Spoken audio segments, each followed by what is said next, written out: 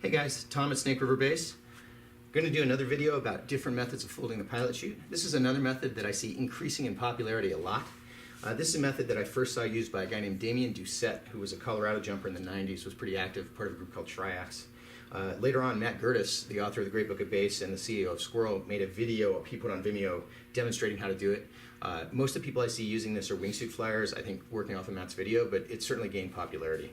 Basically, this method is about staging the bridle and the pilot chute separately.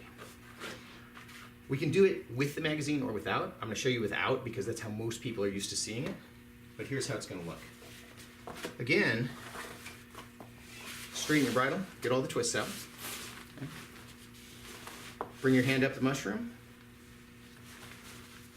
You can put this down to measure it, or you can fold it in your hand.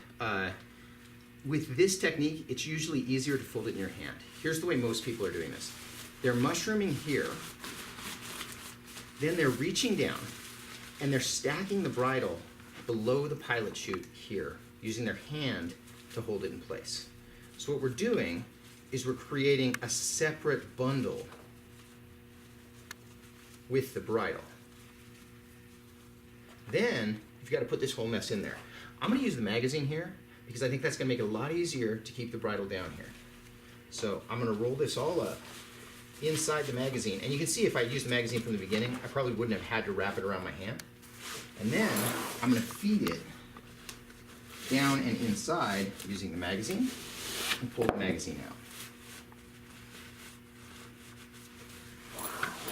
The objective here is to create a separate bundle of bridle down here inside the BOC so that when you throw the pilot chute, the bridle feeds cleanly and separately from the pouch behind the pilot chute.